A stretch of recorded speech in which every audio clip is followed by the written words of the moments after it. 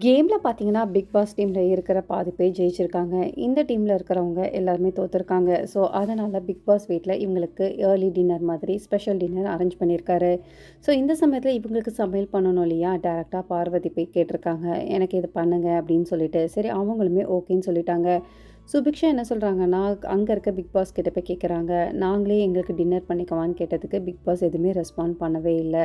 So, இதில miss understanding வந்துடுச்சு.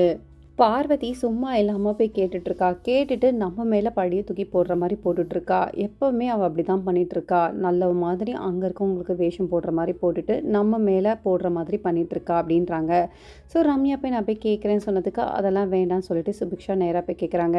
நான் வந்து பார்வதி கேட்க சொல்லல. அவங்க தான் வந்து கேட்டுருக்காங்கன்னு வந்தேன். அங்க இருக்கவங்க என்ன சொன்னாங்கன்னா, சரி ஓகே விடு நாங்க பண்ணிட்டோம். இல்ல, இல்ல நாங்களே சமையல் பண்றோம்ன்னு சொன்னதுக்கு, இல்ல நாங்க ஏற்கனவே சாப்பாடு வச்சாச்சு.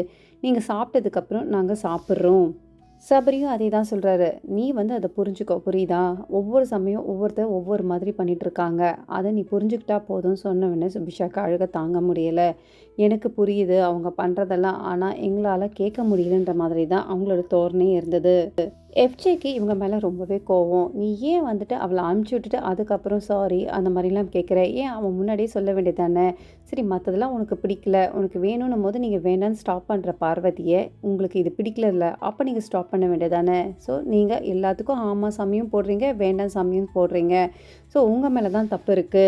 கனியும், ரம்யாவும் அதே தான் பேசிட்டு இருக்காங்க. ஸோ ரம்யா வந்து பார்வதிய தேடுறாங்க. பார்வதி என்ன சொல்றாங்கன்னா, "நான் கேட்டேன். அவங்க பண்ணி தரேன்னாங்க. அவங்கள கன்வின்ஸ் பண்றதே பெரிய விஷயம். எனக்கு சாப்பாடு முக்கியம்னு சொல்லிட்டாங்க."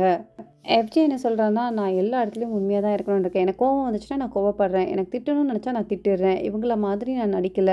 சரி பார்வதி சொன்னா, பார்வதி பண்ணா" அப்படின்னு தான் சொல்லிட்டு இருக்காங்களே தவிர, இவங்களுக்கு சுயபுத்தி இல்லையான்னு கேட்குறாரு. பார்வதி பொறுத்தவரைக்கும் அவங்க நல்லாவே கேம் விளையாடுறாங்கன்றது தெரியுது. ஆனா வீட்டுக்குள்ள இருக்கவங்க பார்த்தீங்கன்னா, அவங்க எல்லாருமே பார்வதின்னு தான் சுத்திட்டு இருக்காங்க.